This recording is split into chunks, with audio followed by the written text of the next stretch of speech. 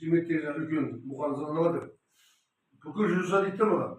Ben de oynanan jürsa demezsin beni ağzını kızım. Bu kısılmayı bizi ben rencide jürüsün. Jürüme ne gibi etmem bir istedi. Soğuksak jürüme lisans. Abi benim. Dışarıda kalan koyunlar ya. Ya mınav.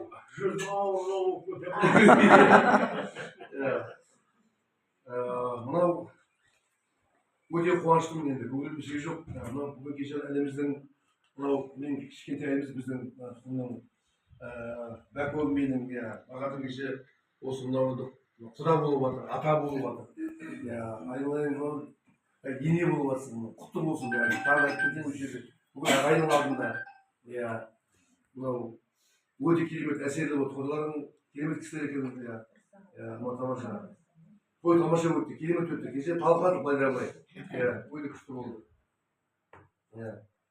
Mınav Ağır деген нәрсе өте қатты айтқанда адамға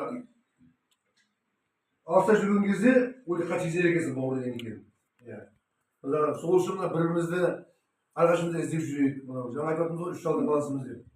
Иә. Бүйтіп қарап отырсақ біздің историямыз өте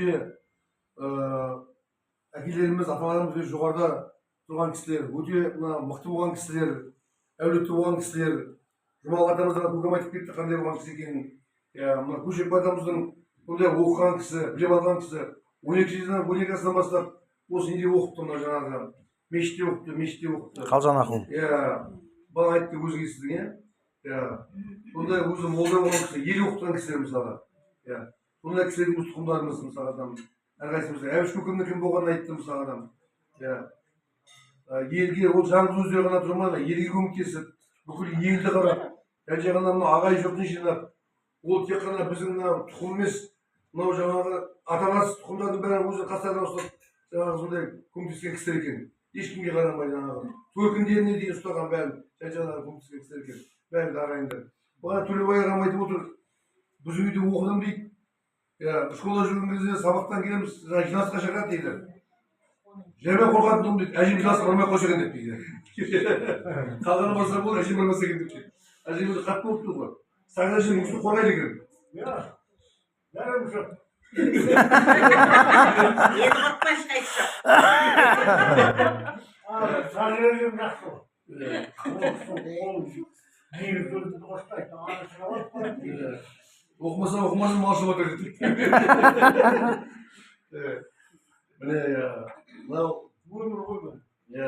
сол бүгін көкеме барып өте біз өте қуанышты болып кетті. Көкемнің қасынан болып Амантай Сәкен келіп, ерлан бәрі осы бірге болып отырып әңгімелесіп, бәріміз жауласып қалдық. Осымыздан айырылмайық бәріміз де. Мынау біз енді алыста жүргеннен кейін алыста жүрміз ғой. Осы жерде мына Төкең бар, мына Гүлжан бар, осы жаңағы мынау Қыдырбекке вообще рахмет. Ол алдында уже жаңағы Фейсбукқа шығып, көке қайдасың деп бұл пасын іздеп отырады, прожекткен базар етіп жаңағыдай. Қалғандар көп біле бермей ғой шына келгенде. Балалар енді киімдерді енді көріп жатырмын. Кеше мынау киімдерімізге өте қатты қуандым. Енді жойылды поддержка істеп, үйден шықпай кәдімгідей. Шатта бастан шығып жатыр ғой бәрі. Енді ол керемет поддержка мына бір-біріне дегенде Алла тағала осыдан бізді айырмасын. Мынау бәріңіз отбасында денсаулық болсын, жақсылық болсын, қуаныш болсын, той болсын. Бір-бірінің тойыңызда қалмаңыздар. Осы бірімізді арқа жаққа болып төгеу жүре білейік. Нағашыға мынау жаңа айтып жатсыз ғой, шынай келгенде біз бәрін білеміз сіздерге кім екендерін. Келген кезде болады жаңа тойға келгенде жағыма қарап аласың да, ассалаумағалейкум, сонымен келесіз ғой. Шынай келгенде. Бәрімізді біріміз кім екенімізді мысалға. Енді мына скилі бағанында жаңағы несін бәрін, үшөсін бәрін білемін, полностью оның. Келгенде қарап, үстінен қарап отырамын, кімнің кім екенін, қайдан шыққандарын бәрін полностью ақтарып отырамын. Арасында Бағдатқа жіберіп қоямын. Осы жаңағы менің информаторым Бағдат жаңағы, сен жоғалтпайсың, мына информацияны жүре берсін деп. Кішілім бар жаңағы, Нұрлан деген жаңағы, Астанадағы, сол көбіне сөз жаңағы. Ол немес енді ол. Ол жаңағы информация бәрі жаңа отырады жаңағы полностью. Архивтен қарап отырады. Айтам, мына архивтен қарашы, мына не істейсіз деп жаңағыдай. Сен жақсылық болсын мына, бәріңізге. Аманшылық болсын, қуаныш болсын, той болсын бәріңізге.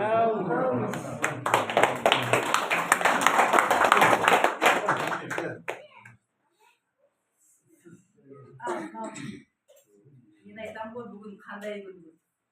Бүгін ат сенің қарның жарылған күн.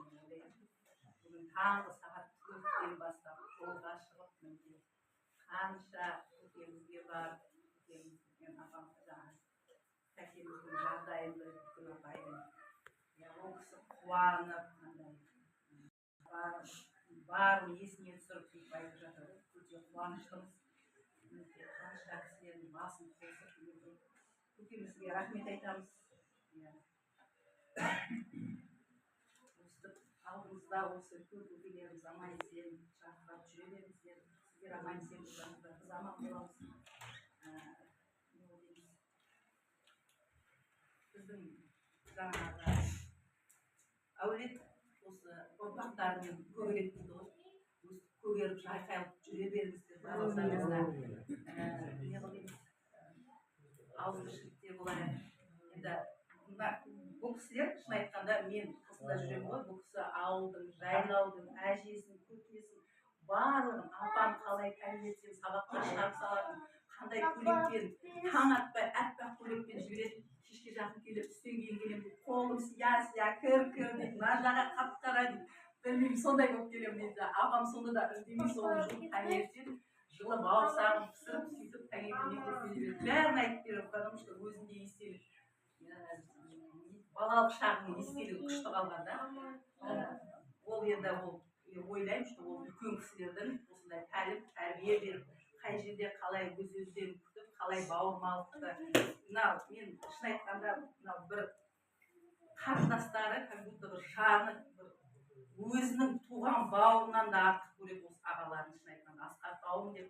Мен де білемін ғой, менің де папамның інісінің балалары бар, бірақ енді біз қалада өстік па, ондайды онша көре қойған жоқпыз. Сондықтан да мен өте ризамын осындай бауырмалдықтарыңызды көрсетіп, айтып жатыр ғой, кешеден бері осы ішінен бастап түстік па, неден құдалыққа енді қалып қойдық. Бірақ сонда да енді себепкер айтқандай, мына 2 жас қой, ең кішкентай бауырымыздың, қайнымыздың баласы үйленіп, бұлар статус құда-құдағи болып жатыр. Ата-ене болып жатыр, құтты болсын дейміз, 2 жас бақытты болсын, мына тіккен шаңырақтары биік керегесі кең болсын, сендерді только қуанта берсін, 2 жаққа тең болсын, біз соған тілектеспіз. Барлығын қамтып айтқым келіп тұр енді, шын айтқанда енді көп сөйлеп кеткім де келіп тұрған жоқ. Мына келіндерге де риза болып жатырмын, шын айтқанда, осы жерге келіп, өте ризамыз. Мына көкесі де кеше қуанып, қандай келіннің енді алдына үлгі ғой, бұларда өлең айтып шығарып, қандай көтермелеп қойып жатыр да, риза болдық. Мына келіндеріміз алсын, тату болса, ас көп дейді. Енді сіздерден сөз айтсын, мына ер кісілер, бұл кісілер мүмкін айтады шығар, соның бәрін іске асыратын әйел адам деп ойлаймын. Аман болайық, алдымыздағы үлкен апаларымыз да аман-есен болсын, ақжаулықты. Әрдайым қай жерде жүрсек те аман болайық.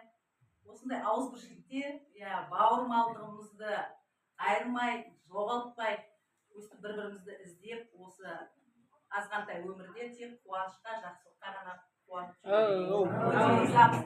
Көкеміз туып Петропавловсқа дейін келген бізге.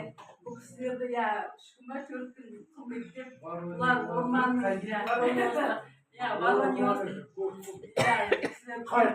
қайықпен дегесіп ол кезде 10 жас бұл кісі күшті демалып кеткен, әлі есімізде бұл кісі.